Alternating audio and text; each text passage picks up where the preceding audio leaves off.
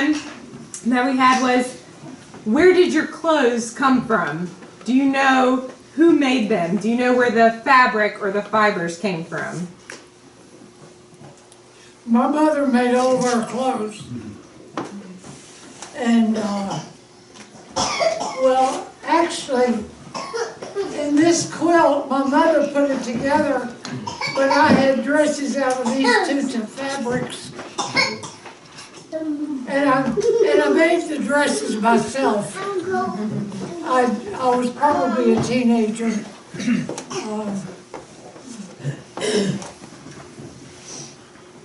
I don't recognize the others. But,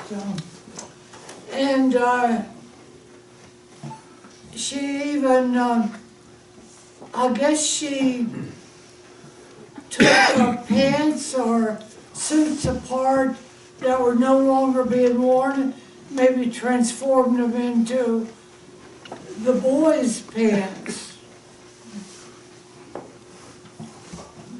Oh, I do remember that feed sacks were popular Oh, yeah. material for clothes. Feed sacks, flour sacks. Right. I'm old enough that I can remember my mom and a lady that lived up the street from me. Her name was, she was not any kin to me, but we called her Nana.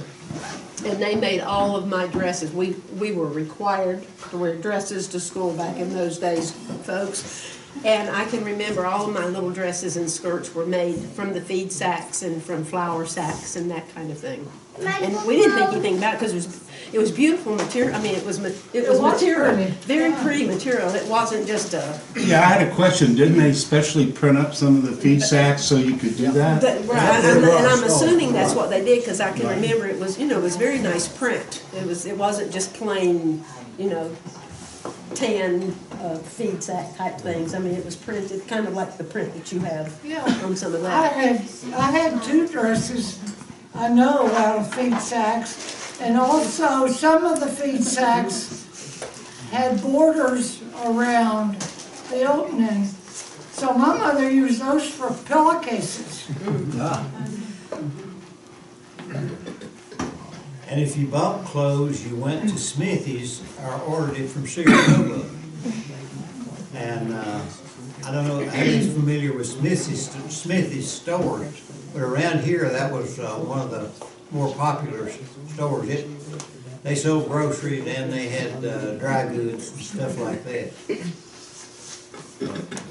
And you use a lot of hand-me-downs. Oh yeah, absolutely. If they weren't wore out, and if they were, they still hand me. And I was the youngest one, so you know what I wore.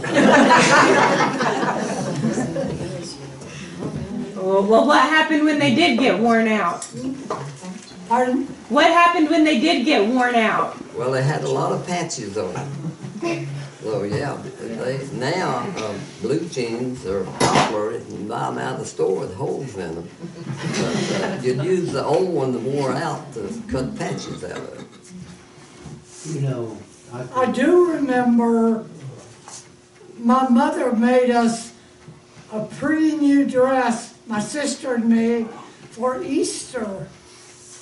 And that was, she made some money somewhere because she bought the fabric and she made us a pretty dress plus a white coat, a lightweight coat to wear on Easter.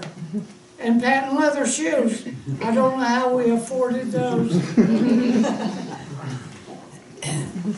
I can remember going in my grandmother Walker's, and my great-grandmother was sitting there on the couch, and she had a piece of cloth, and she was raveling out the threads in that cloth. They didn't, you go back far enough, they didn't throw anything away. So I guess they used that to stuff pillows, but I don't know if you'd have to have a whole lot to put in a quilt. But I can remember her, thread by thread, taking it apart.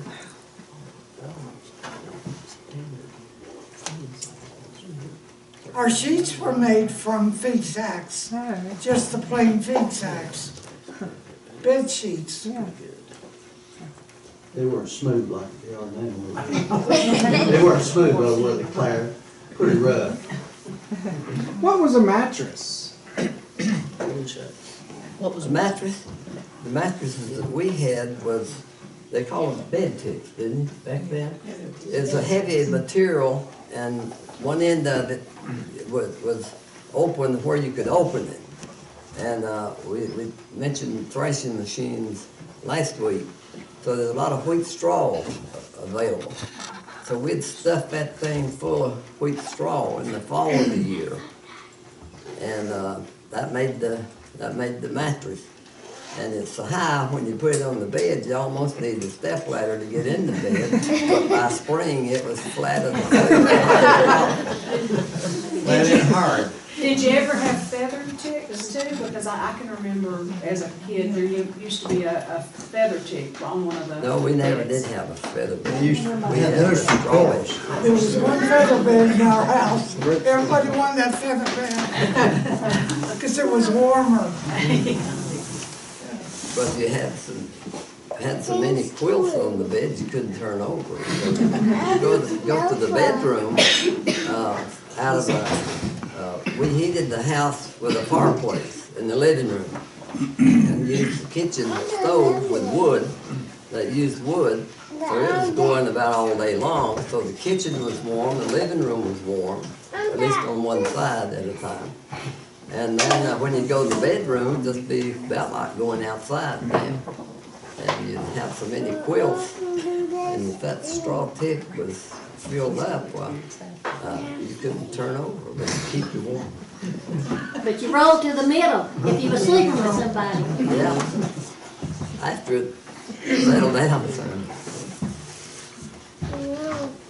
I can remember my mother running a hot iron over the bed sheet before we went to bed so it wouldn't be so cold. I've heated rocks and put them in my bed. So, I mean, our house is cold in the winter, cold, cool in the summer and cool in the winter. But yeah, heating rocks and. Yeah, my grandmother had something she called a bed pig. Looked like a little pig, had a stopper in it, ceramic, and they would fill it with hot water. They'd boil water on the stove, pour it, and then they would put it in the bed to keep your feet warm at night in her house. So I guess any of those kind of things. Yeah, I remember Aunt Martha and Dad talking about that they would heat up the heavy irons, the cast iron irons, and wrap them up in cloth and put them in the bed with them, especially at their feet, to keep their feet warm. And that's what they do with this pig, 'cause it was too hot to do it, but they'd wrap it in a towel or something. And back to mattresses. The first mattresses we had, my parents went over to some place over in Vallis, and they put mattresses together.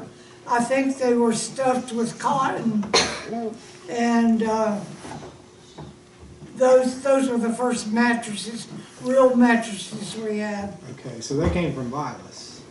But they made them. Right. The families made them. Through the home demonstration people, I think it was, that they had a place over there, it's, the building's still there, I think. And they could go, you know, and make mattresses. I remember when that happened, that, You go and make your own. yeah, you make your own. And it was stuffed with, I'm not sure if it's cotton or what it was, but it's soft material. It's better than the straw. Covered with the same thing as the straw, and the ticks for the straw. Yeah. What was that called? Some kind of fabric. Blue and white stripes? It had blue and white stripes. Yeah. I've always heard it Hill called ticking. I've always just heard it called Well, ticking. ticking, I Yeah. guess. I think we call them bed ticks, Yeah. not the bug. It's a pretty coarse material, it Yeah, was smooth. it's heavy material. You could pack it full of straw. But that's kind of fun to do that. changed the work, really. Oh, yeah. I don't know if anybody else ever done, but my grandmother Wilbur was with us when we was a kid. And we took a mattress, I guess it was cotton. And we took that cotton out and we pulled it apart. And they carded it, you know, carded it. And you got little bats and they put it in quilts. You lay those bats on top there and that was your lining for the quilt. I don't know if anybody else ever done that. How did they make the bed frames back then? Do they have boards underneath or? Ropes. I've seen some with ropes. They had boards under the mattresses.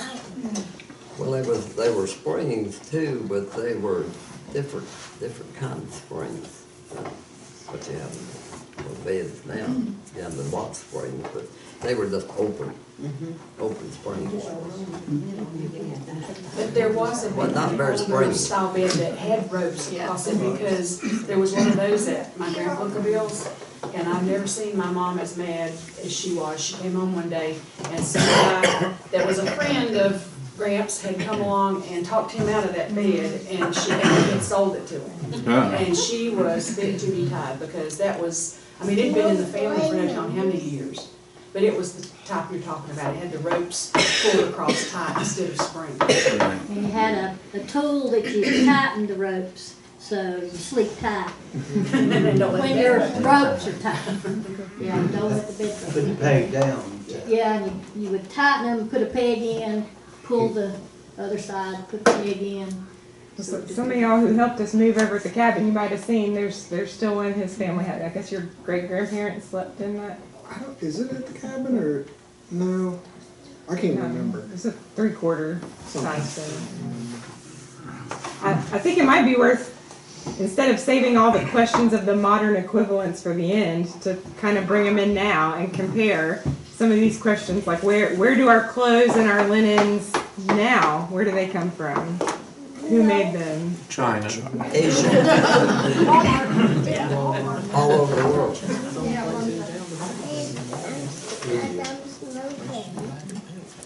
Yeah, we most of them say made in China, but we don't know where or. China's a big place. China's a big place. Awful lot of shirts and pants and stuff like that are now made in Vietnam. You're seeing a lot. Rather than China. China's become more industrialized rather than textiles, and it's moved on to Vietnam. There's a lot of textiles also in Central America, at least there was at some point in the recent past. I actually worked in a machine shop in high school. There was a member of my home congregation who owned a small machine shop, and I grew up in Gaston County where textiles were really large. But by the time I was coming around, most of them had gone away, but there were still suppliers. And we sold to a guy in South Gastonia who was essentially like a middleman between the machinists and the large textile companies. And he was still selling to the same companies, it's just he was shipping most of it to Central America at that point. But at least in one household item I have, and I know that this would have been very common for a lot of people, probably previous to the generation of you folks, would have been a spinning wheel. I'll talk about it a little later, but it used to be that textiles were produced partly at home too.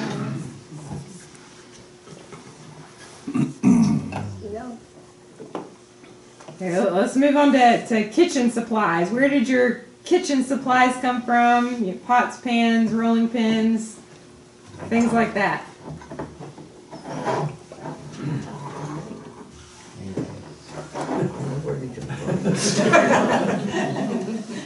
I was thinking, wishing Barbara had one of these round sifters that, like they had to sift the flour and the cornmeal. I don't know what happened to what my mother had, probably just wore out. Is that you talking about the kind that you shook? Yeah, you just shake it back and forth. Yeah, we used to have one of those home. and you just put your needle or whatever it was in there, and you shook it back and forth over something, of course. And it would take the rough stuff out, and the other would go through. And but everybody just about that I knew had a sifter. That kind of sifter I can remember seeing at my grandma Weinberger's, and it reminds you of like a pan that you pan for gold. Except it was a mesh rather than just the holes, and you just shook it, I remember. Well, the homemade meals and cornmeals and flour in those days still had some of the what do you call it, the shell in it. You know, it wasn't as refined as it is now. That sifter would take the shell, what am I going to think? Husk, thank you. We separate that. We get that rough stuff, we put that in the pig's meal. Yeah, they loved it. Or the chickens, like Or the chicken. A lot of people's rolling pins were homemade, I would imagine. There's one over there. You know who Something made like that that one? right there. Well, a lot of the cooking, the pan, like the frying pans, and I know we had a big old skillet with a lid on it, and you could bake cornbread in the fireplace or on the hearth in front of the fireplace. And the best cornbread you could eat, really. It made a big old loaf, but I have no idea where it came from. My grandmother had one of those, and I watched her make the cornbread. She would just pull some red coals out on the hearth Yeah, and put her, and put them on the top of the lid, yeah, put them on the lid and bake that and cornbread. it's bacon. It was beautiful and delicious.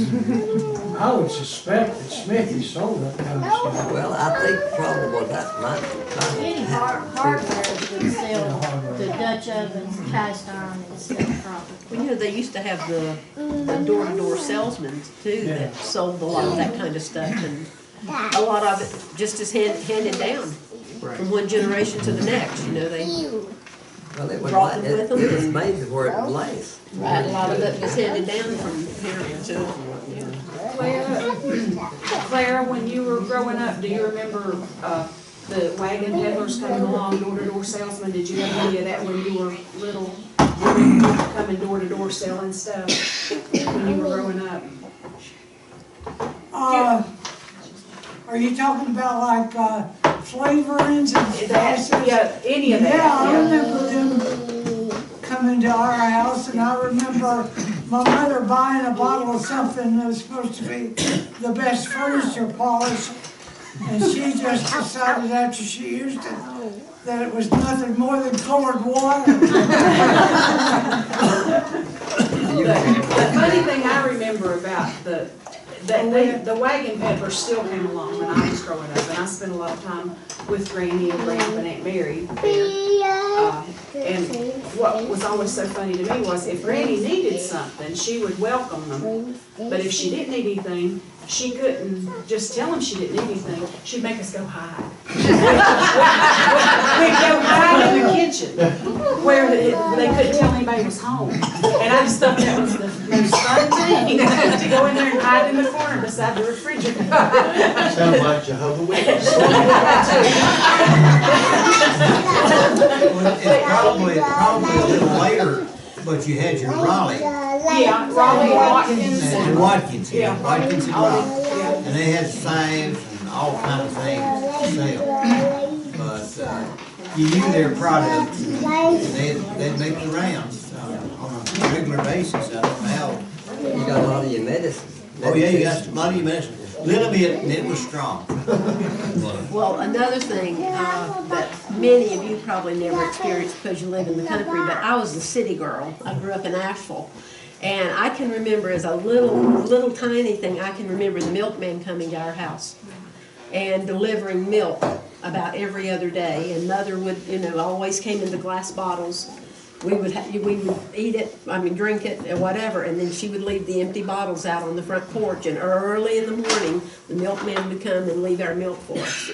Do you remember if it was Biltmore Dairy back in that day, or? It probably was, but I don't remember, but Biltmore, you know, they were, yeah. I actually lived in what was West Asheville, but it was a milk, I can remember, it was kind of, it wasn't a horse and buggy kind of milk cart, but it was just a milk cart that would come around, and they serviced just about everybody on the street. I suppose when grocery stores started getting larger, that kind of went away, but when I was, 4, 5, 6, 7, I can remember that. I had a little memory flash when he was talking about the peddlers a while ago, but when I was a youngster, the telephones came through the community, but it was party line, and there were 8 people on the party line. So, one ring was George and Bessie, 2 rings was Leroy, 3 rings was, and so forth. And then there was a long and short ring, so, you sort of knew who was being called. But anyhow, when the peddlers would start through, about the first house they would catch would be Sam and Jesse. That was about the first house in the community back then. And so somehow or other, over a ringing telephone and listening over the party line and say, hey, there's a salesman at Sam and Jesse's house. And then it'd ring again after a while. He's already over at Leroy's house. And then the conversation would turn to, well, it's about 10 o'clock. Where do you think he's going to be about noon? Wherever he's going to be, we got to fix him lunch. So a few times they ended up at their house at lunchtime. And they'd have a lunch ready for whoever the salesman was. Can I ask, did you all make your soap? Soap? You remember making lye soap? Lye soap, yeah. Did it smell good? No, but it worked. Talk about that process. I've heard about it before, but just tell us how you made it, if you remember. I don't remember just how it's made. Soap? Lye soap. Lye soap. You used, they used ashes in it, and lye of some kind, I think. You could buy the lye. Yeah, you could buy it. You made it in a pot outside. I think they used fat, yeah. And I think it was fat. Was it fat or tallow? Was it beef or pork fat? Any fat. I think Yeah, whatever any you fat had. you could get. But with it, you had to use that to wash clothes. The reason I asked that, I remember my Granny Walker. She had a big iron pot. Yeah. And it started out early. And you put your grease, you'd have to belt it. Right. Put your grease in there and you build your fire. And I don't know the recipe, but then you put your lye in there. Of course, he said, I know you can drip water through ashes so you get lye, but I never saw nobody do that.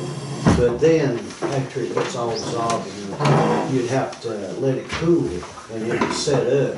Right. And then they would cut the chunks of it out. I can't remember, it probably didn't suds up, did it? Not much. It wouldn't have made no suds, would It it? wasn't real sudsy though. It didn't smell good. In my remembrance, the lye soap was always used for laundry. It was good to get stains and stuff out. Later didn't on, use it first. later on, my mom took a dish pan and put it on a stove. And she made some lye soap and just take it off and set it, and he'd cool it. Just cut your soap up. But you see, they did washing, Mom would do washing when I was young. It was a great big iron pot, and fill that thing full of water and you scrub it with Yeah, about every household had one of those big pots Yeah, that they used for washing. hanging out on the line. You used a scrub board? Scrub board. Yeah. Yeah. Oh, I had a miniature scrub board I could have brought, but I'll bring it next time. And that was hard on your hands. Here's some lye soap with the recipe. Lye soap was used in our great-grandparents' days. It was made from fat from hogs. You cook the fat to get the grease. You put a can of lye to 3 pounds of grease and stir in some water. Stir until it gets thick. Yeah. There it is. If you want to go wash your hands. Can you wash your mouth out with this kind? Tastes like bacon, man. Tastes like bacon.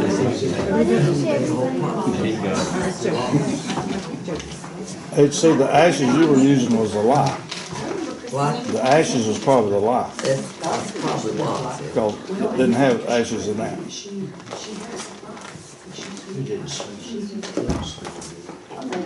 John Lutterville told me that I.M. Smithy had a young salesman come to him and wanted to sell him a train car load of lye soap.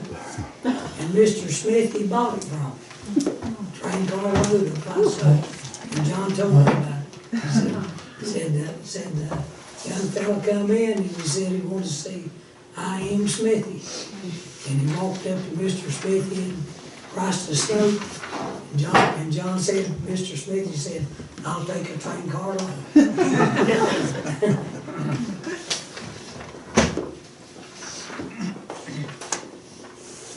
Well, what'd you do when your kitchen stuff broke? You fixed it. Who knew how to fix it? Well, you had to know just about how to fix everything to survive back then. But if it was, depending on what it was, of course, there's some things you couldn't fix. But then you had blacksmith shops that you could use. We had one. I never did use it, but you could heat the iron, and I guess it was pre-welded to a certain extent. So I actually have a story about a blacksmith, and it may have been probably probably one of the latest times that a blacksmith still would have been used. It wasn't in my generation, but in my dad's generation. My dad was born in 1950. His grandfather was a quarryman in eastern Rowan County. He quarried granite, and he had pneumatic drills that he used to drill the holes to blast and also crack the rock. But he would go to Spencer, where the trains were repaired, and buy certain types of steel. It was coil steel used in the springs of the undercarriage of the train cars. I don't know much about it, but he would buy that steel on purpose. And then he took it to a blacksmith he knew, who would heat it up and pull it apart and put it into lengths and straighten it, and then heat it to a certain point. He took it to this blacksmith because he was the only one that knew how to temper that steel to work in his pneumatic drills. And evidently my grandfather tried it himself. And when he did that, he stuck it in the drills and went to the granite, and it just he couldn't get it hard enough. But so, you know, in the mid-50s, there was still a blacksmith who was able to treat that steel in the proper way to get those drill bits to do that. But I expect after that, there wouldn't have been, you know, well, your home blacksmith equipment that you had, you mostly used it to heat. You wanted to make a hook or something, you know, an iron, and heat it so that you could bend it and shape it and however you wanted. Did you have coal to heat the iron with? Yeah, heat it with coal, and you had a blower. Bellows. Bellows. Yeah, you'd either this way or pump it with a foot, you know, to blow that to get the real hot. I have some blacksmith experience. Oh boy. My grandpa Bill, who at the age of 3 had polio, Right. but he survived, and he grew up and he raised his family and worked hard every day. He was somewhat crippled, but he was a wonderful blacksmith. And there used to be a blacksmith shop up behind where the barn is now, and there's some remains still laying there. But he had all kinds of fascinating equipment in there. And you're talking about the heating. His bellows, and I used to get to turn the crank to make the fire go. And I can remember seeing him temper stuff, Right. because there was a cold spring right there beside the shop, and he would go out and get a bucket of the cold water and bring in, and he would heat stuff and temper it and heat and temper.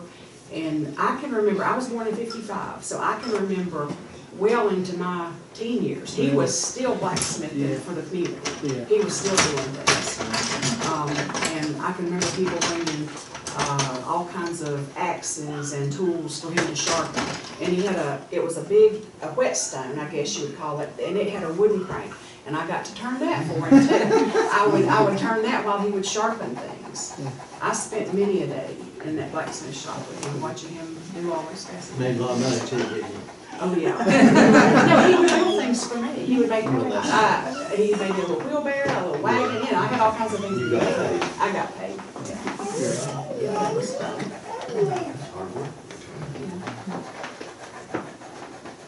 I said something to John about shoes when I was a kid.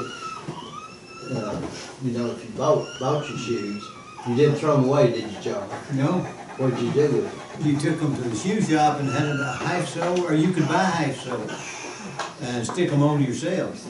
But you took them, and usually there was a shoe shop or a leather shop or whatever. And you could use this for 6. Oh, Lord. Last, yeah. Yeah, just about not every household, You a had lot of them different, you had had it. different That's size, possibly a different thing. size things to put on. I think we had one, I think it was my great-granddad had a shop close to our home place, and my dad used to put half soles on shoes. So it was something like that. Let's see, how long did you wear shoes at New Year's time? What? How long did you wear shoes? Just in the wintertime. It was real Yeah, in cold. May we took our shoes off. And in the summertime, you went barefoot. Well, you took them off in a certain time in May, and the weather might still be pretty cold, but I know. your old feet. We went with the green grass. Yeah. And then my dad would make us wear shoes to church on Sunday, and your feet would, you didn't get much out of church because your feet was hurt. There's always an excuse. I mean,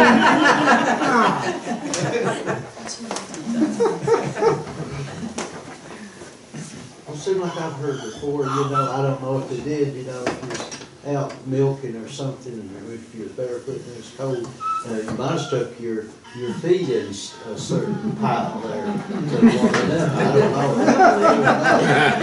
don't know. I remember doing that. If it's cold enough.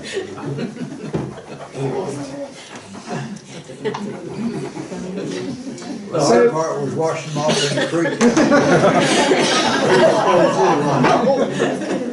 We used to set cabbage plants out, and we'd be barefooted, and back then it'd be about a week of slow rain, and you'd set a field of cabbage out without having to water them.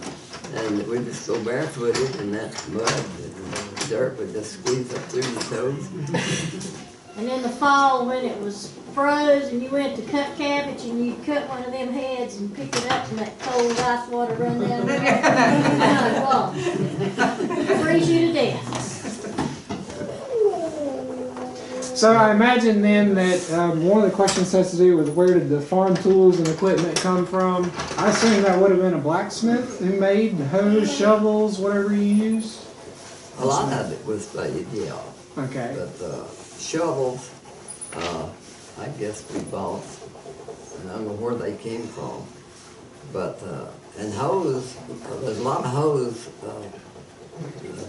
where you hoed. And you had to hoe corn 3 times. Right.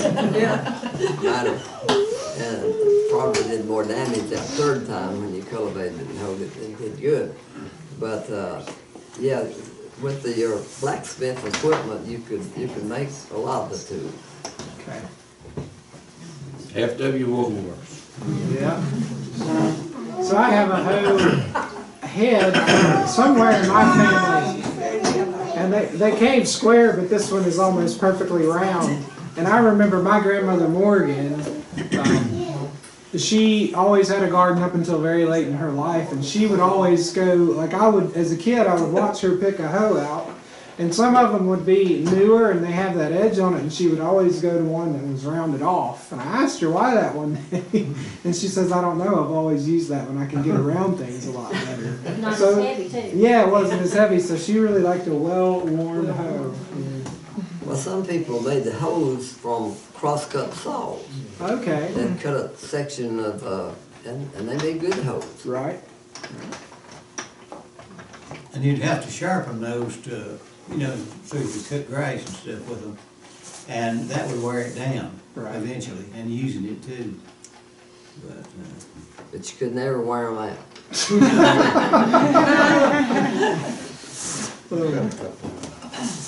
I guess if you was wealthy enough, I thought about it before, you see a lot of horse-drawn mowing machines now sitting in people's yards. Right. Hay rakes, kickers, plows, cultivators. Right. So I'm sure you ordered those Sure. from someplace. You might have even ordered them from Sears and Roebuck. My store, and Barnes Hardware. I don't know.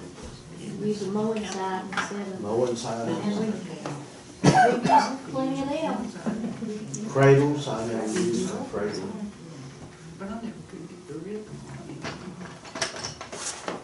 So what was the newest technology that you remember, or technologies that came along that made housework easier? Vacuum cleaner. Vacuum cleaner? Washing machine. Yeah. Electrician machine. Washing machine. Washing machines, yeah. And the iron, The electric iron. Electric range. made ironing easy. And we mentioned last week the electric churn. That's not too, I don't mean to talk too much, but when I was a kid, my brother and I reckon this push lawnmower came from Western Auto, and it was the heaviest mowing machine. It took two of us, real small, one to get down and the other there. But when my mom got a gas, and I thought we were in heaven. Well, too, the electric stove was a big help, in addition to the washing machine and the others, because you didn't have to get that wood Right. carried in. Right. Of course, it didn't heat the house as well. Well, you didn't have refrigeration earlier either, did you? No, our refrigerator was spring house Spring house, right. attached to the kitchen. and it kept the With stuff water about as running cold through as it. that. Did you dry or can out food or? Well, it had spring was way up in the hollow, and that water came into the spring box and ran on through it and then out through the spring house, and that kept the milk and butter and stuff cool. And then in wintertime, very cool. I would say that the washing machine was probably the best modern to Right. come along.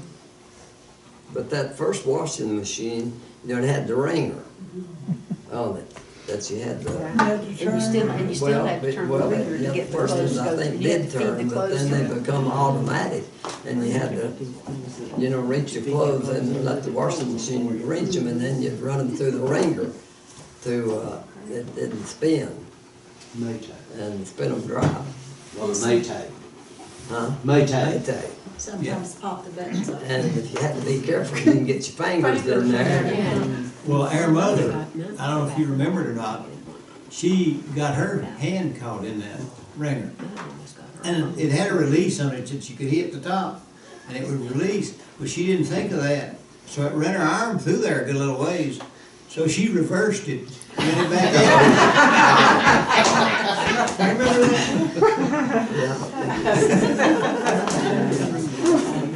I think some people shell beans, dry beans through the.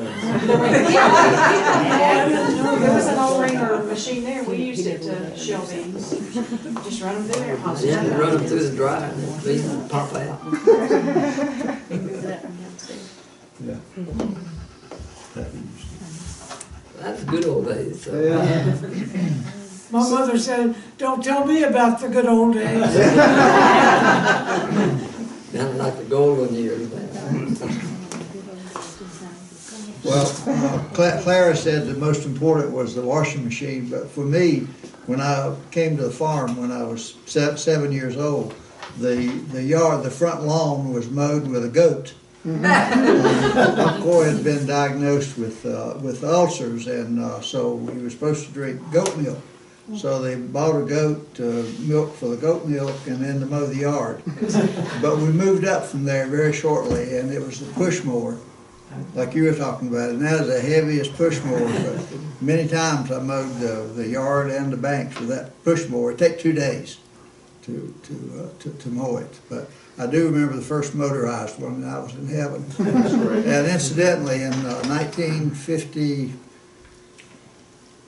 or 3, Corey came home with a Gravely garden tractor thing, little two-wheel thing. Leroy has, yours is a Fraser, isn't it, Leroy? Yes. But this is a Gravely version, and it had a little mower in the front of it, a little sickle mower. But I mowed the whole farm walking behind that little Gravely, 30 inch wide, the hills and everything.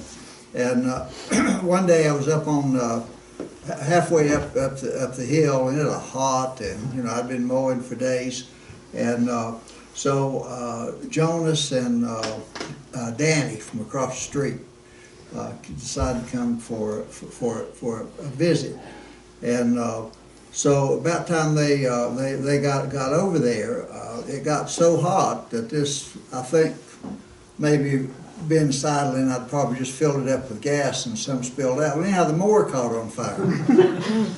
Well, I was trying to throw dirt and whatever to put it out, but Danny put it out with his liquid.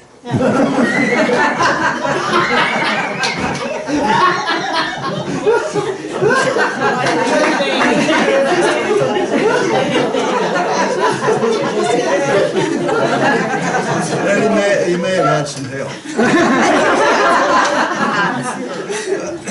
But incidentally, last week I just bought a new Gravely lawnmower for the yard in Clearwater. Gravely's been around a long time. Compared to what he had before, this is the Cadillac. Have you christened it? Not yet. Hopefully it won't be either.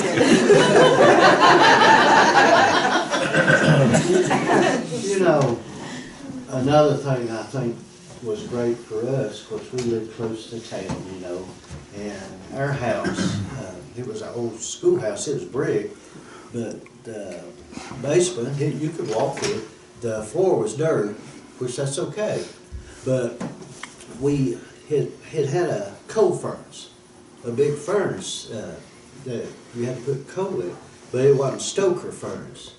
And they'd bring truckload of lump coal. And at that time, there wasn't no dump truck. I guess they shoveled it off.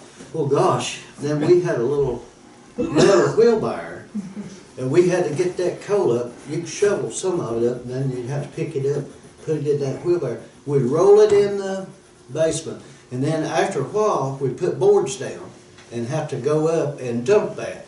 So later on, my dad died, and my mom, she bought a furnace, oil furnace, central heat, and that was great. So I know a lot of people lived out in the country, they burnt wood, and they still burnt coal, but when we got that furnace, that was great. So why don't we actually talk about some of the stuff that's in front of us now? If you want to share, go for it. Who brought this? We're fascinated with it. When we figured out what it is, Jane told us. This is a bobbin winder.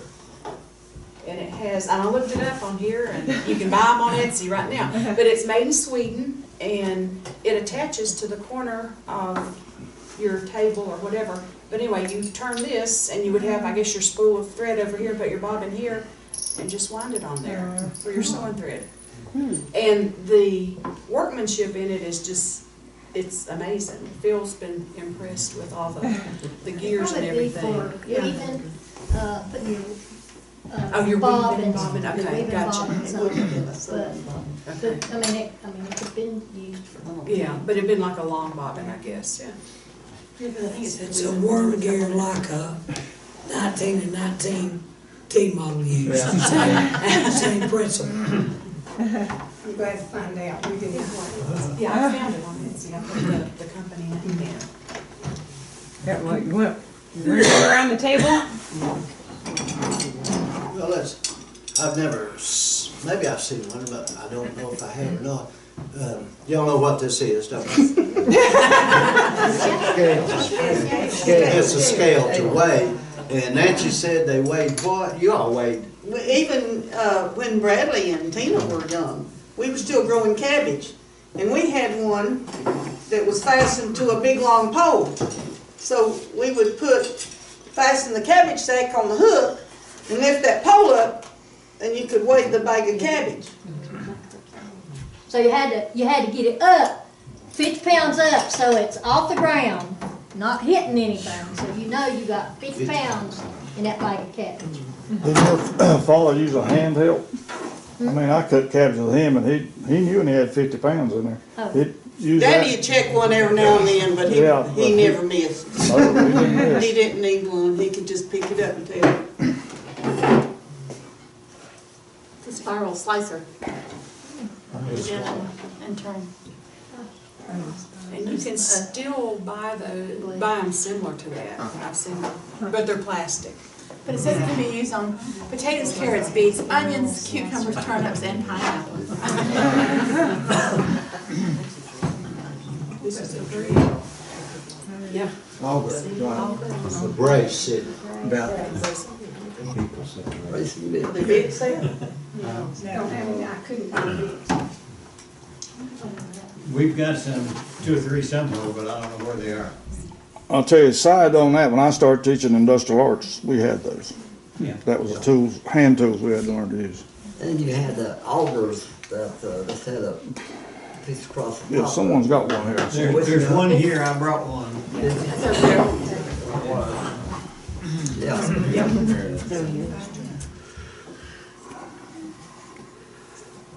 What's that stuff, Lois, in front of you? We used one of those to make packaging. Oh, wait. That's snake oil, ain't it? It's here, Blizzard. Came from Victor. Oh, really? And y'all were talking about the company Raleigh's. There's Raleigh's ointment. I remember a container like that. What is that? Spirit of camphor. Oh, Yeah. Three something about that. Yeah. So there's blister. Yeah, and what kind? Raleigh's. Her camphor. What's that? Her We used to get that. Yeah, I got it too. But you could use it for anything. You could use it for anything. It'd heat up anything. Any kind of papers, probably, and bush papers or whatnot. I don't know exactly, it's got a name, but It's a strong box, I think. yeah, kind of plastic. Okay, you were talking about material, you know, the feed sacks and stuff. And here is my first great dress. I mean, I had a dress in, and I've got a picture of me. Well, there's me. When on the dress on.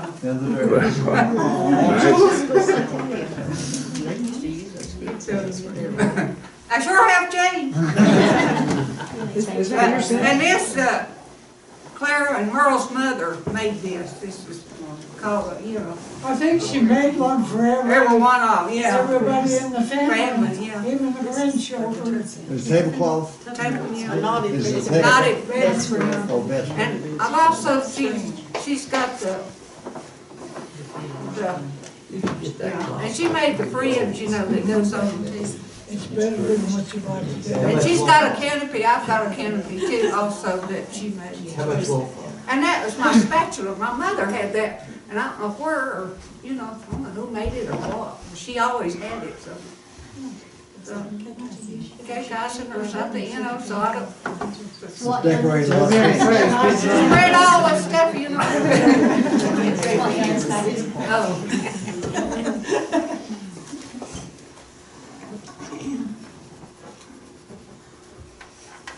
Okay, is that your shirt? No. That's right.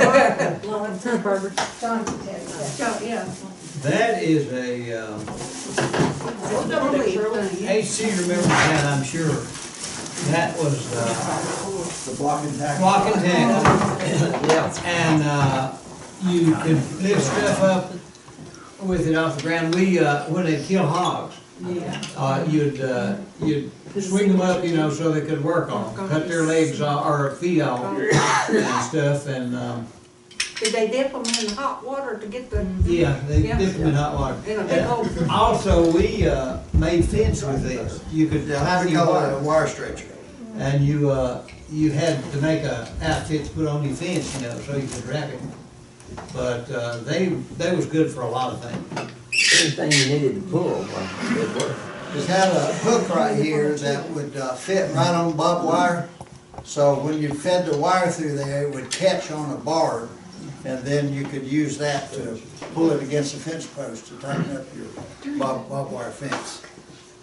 Yeah, we have, I still have one course. Yeah. I put new rope into one. Well, a lot of people had those, similar to them. It's an important farming tool. You've seen the chain hoist, a lot of you, I'm sure. And this is the same principle as that, except this is road. And I don't know how old that is, it's almost as old as HC, I think. Pretty old.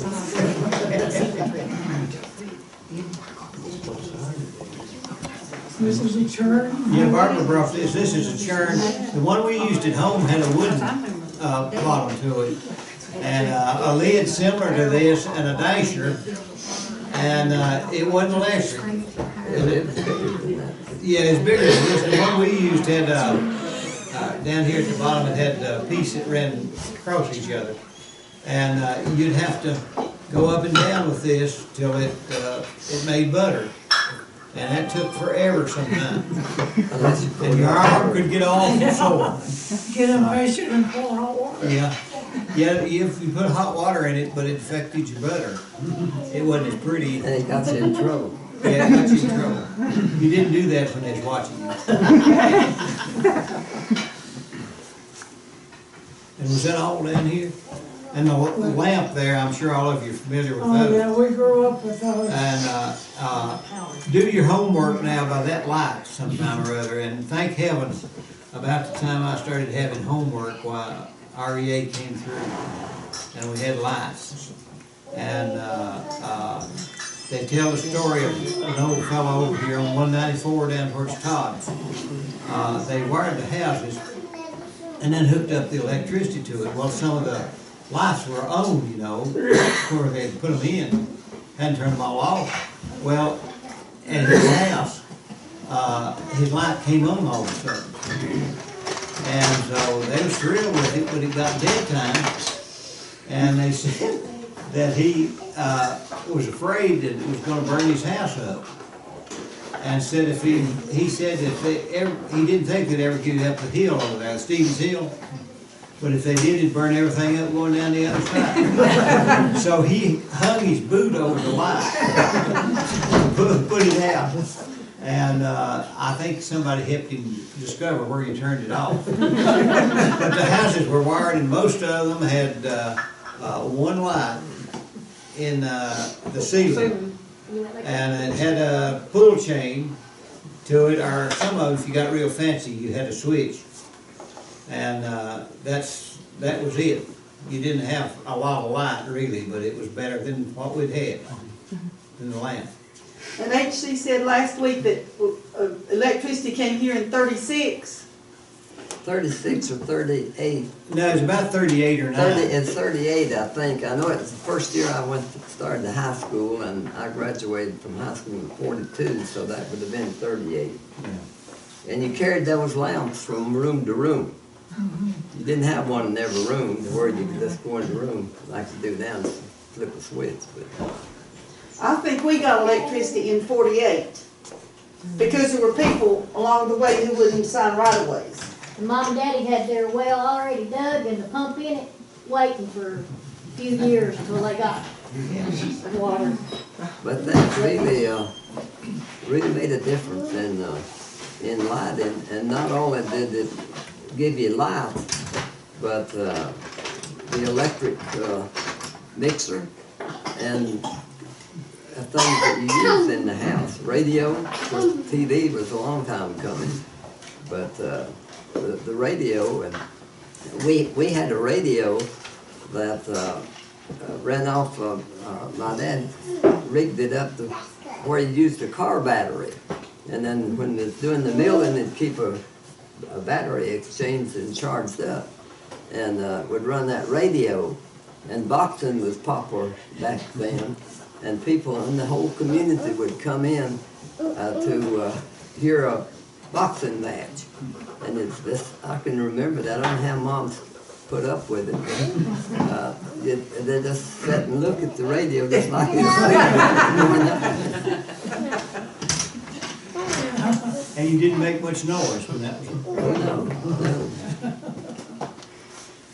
Clara, what did you bring? Oh, I showed you the quilt, but most of the quilts we used for the family were made with woolen scraps. Anything that popped up that was woolen, she used it for a quilt. And then these are, we call them knotted bedspreads, and today they call it candle wicking. But she made the fringe, and she knotted these, and this is Beverly's. I have one that's yarned in a few places, but this is the, I don't know if you can see it, the design.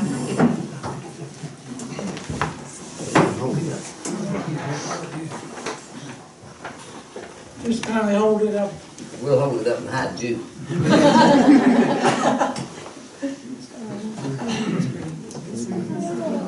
Can you see it? Yeah. And I don't know if she made these, she had them on our beds, at least these, in the house, but we never had a poster bed, but these are canopies for a poster bed. And we need to have a picture to see the look that it shows. And but she did get orders for these, and this is how she got extra income. And I think all the ladies in the community made these. And then we get an order from Laura Copenhaver Industries in Marion, Virginia. And once in a while, she would get an order from somebody away from there, and the pay was much bigger. Yeah, my mom made these as long as I could remember. If I could find the picture I have, I'll show it to you. I even have one that Eula made. I was gonna say, there's some in their house. If you come by our house, we have what we call an Eula room. A four-poster bed with a canopy on there. And if you come visit in Clearwater, we have one there too. Well, I think just about every lady in the community made these canopies. Not down on our end of the river.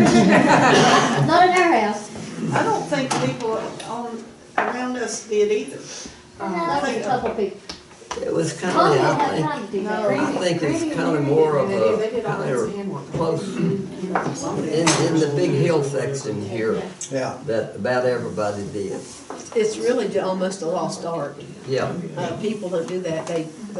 The body of it, they call it fish netting.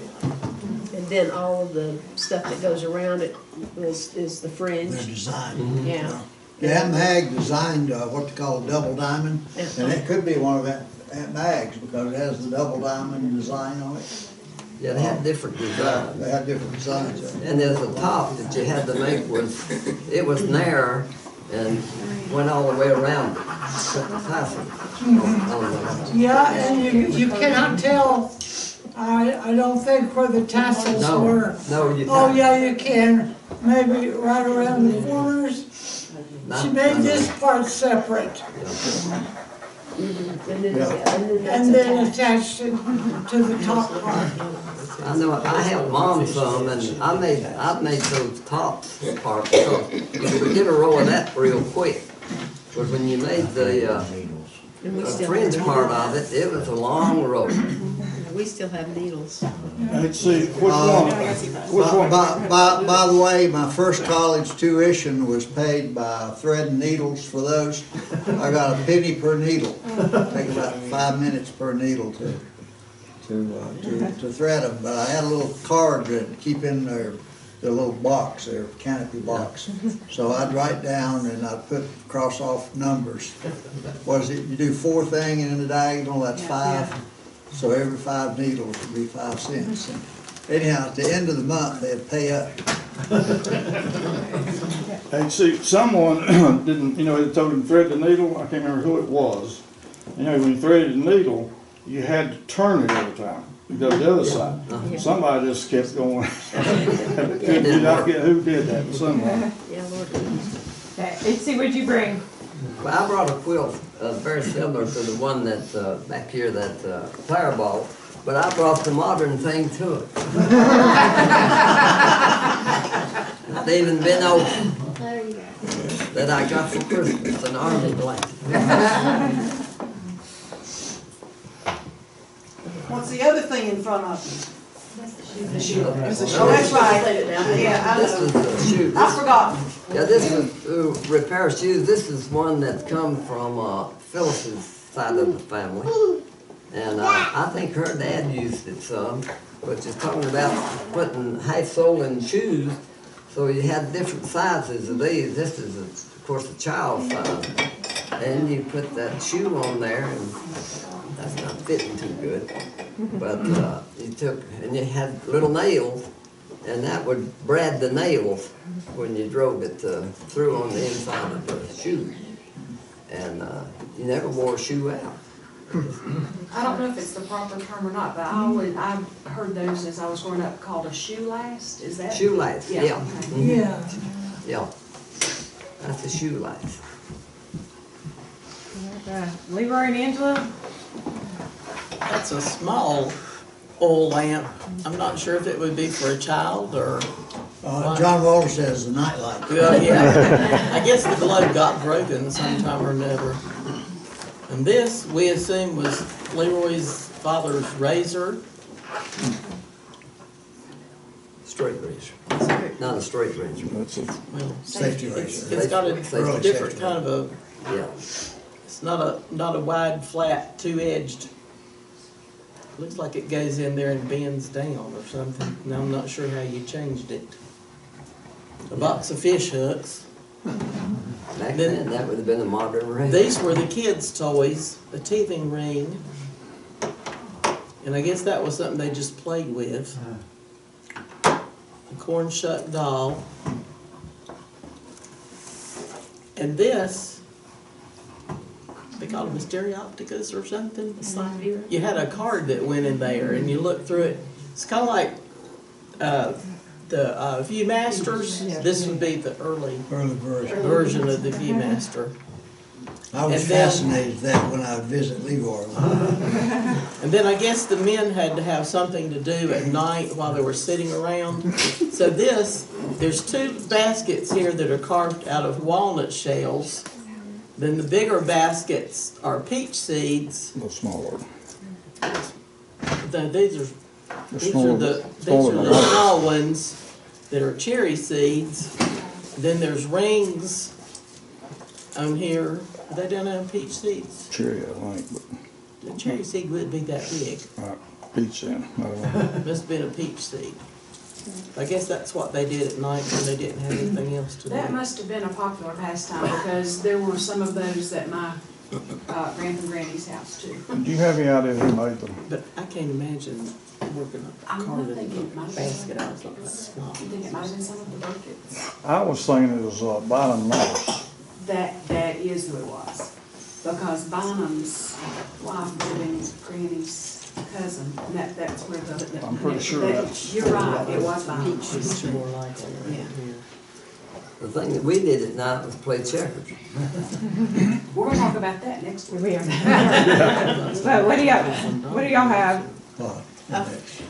Actually, these aren't ours, I think they belong to Barbara. Are you the one that brought these, Barbara? Okay, I would assume that this is like a sewing box or a, it's just got different trinkets or things in it, but basically there's sewing stuff in here, there's a comb. There's a mirror in it. so it could It's be kind of jewelry. like what I would call at home a junk box, but I'm not sure. Or probably really it started out as a jewelry box. It could have been a sewing box to start with. Oh, does it have a mirror? Yeah, it has a mirror in it, so it could be a jewelry box, something that you'd put your, that in. That's really cool. It has a beautiful picture on the front of it. And this is a candle. I'm assuming it's a candle form, Candlestick a maker. candlestick maker that you pour put your wicks in there and then pour your. Did you bring this, wax in there. Barbara? Yes. Okay, yeah, because you can see where the wicks stick through the bottom side. And you can also see where it's been repaired. What do we have down here? Well, looks like a wooden spoon, probably handmade. Ladle, yeah, a ladle. And there's the spoon. Rolling pin.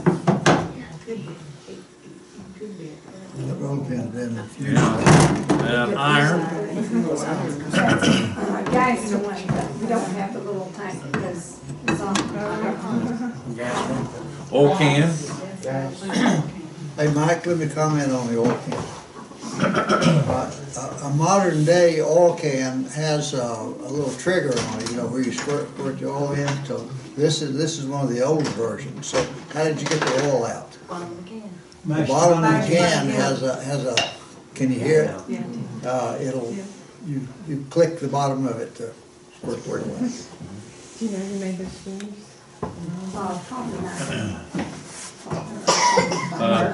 This is your dinner partner. We can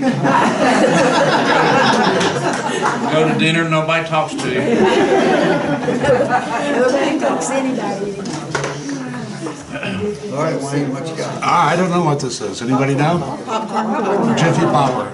But I think How do you open it? Pull. Here we go. Jane, what do we got? Well, there's a couple of darning eggs and of course knitting needles, and then there's fiber, there's cotton and wool and silk and linen or flax. And I remember my grandpa having sheep, and I remember my grandma knitting, but I don't remember her spinning. But I do remember Grandma Coffee having a great wheel, but I don't remember her spinning. But I remember Aunt Addie and Aunt Stella weaving and never letting me touch the loom. So I was bound and determined I was going to learn to weave, and I did. You want to talk about these, Jane? So these were made by Peter Bloom. He recently died. He was a Moravian craftsman. He was a tinsmith, and Mike and Jane knew him well. He made period items, and so a lot of people for their cookware or candlesticks, that type of thing, would have gone to a tinker or a tinsmith, and they would have made these things. Cut out the tin, and then you'd have to solder it together as well. So these are sort of period-looking items. Oh, here's a little snuffer that goes with the candlestick. And then there's some quilts here for That was your great grandmother. Yeah. I don't know who made these. Do you? I think it was your great grandmother. Made, yeah, did all these tiny crochet things. Right. And so I do have a picture of that spinning wheel. And this, I think, is my great grandmother, I'm assuming, but I frankly don't know. But anyway, if you want to see that spinning wheel in a picture, this is probably the last woman that ever used it for what it was purposed. I remember that spinning wheel sitting in my grandmother's living room just as a decoration. I remember getting yelled at for spinning it as a kid, and now I yell at my children for spinning it. We found out Jane knew somebody that told me about it, and it was pre-Civil War was what he said. And this was a bowl that my great grandmother hand painted in 1912, 100 years before Bethany was born. Me was born and me born. Okay, so I think we probably just wrap. So we're not going to do a whole lot of talking about things tonight, since we've mostly run out of our time, like assessing what we talked about. So we're going to save that for next week. We'll revisit this session a little bit when we talk on work and leisure. Does anyone else have a question, comment, anything? I have a couple of things. Sure. Anybody know what this is? Butter. Slice kebab. But it's, I guess, old-timey, Sling. weed eater. It's a sling blade. Carl, hey, I couldn't use that better than I could that old big old side. And this is just, something Scotch tape came in. Well, the Scotch tape. A lot It's of like things Scottish tape. Yeah. This is a little rocking chair, and that belonged to the Johnny's family. I want this. And I think that's all I got. Let me see if I've got anything in the box.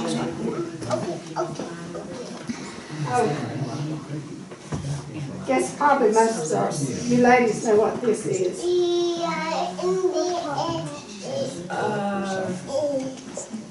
Was it used in the process of making cheese?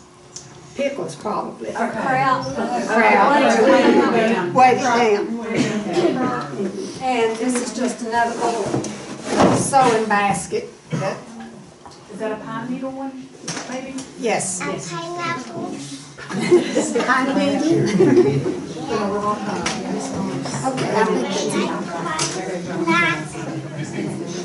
Okay, I think we're finished for tonight. We will again talk about this next session. Why don't we close with the Lord's Prayer? Let us pray. Our Father, who art in heaven, hallowed be thy name. Thy kingdom come, thy will be done, on earth as it is in heaven. Give us this day our daily bread, and forgive us our trespasses, as we forgive those who trespass against us. And lead us not into temptation, but deliver us from evil. For thine is the kingdom, and the power,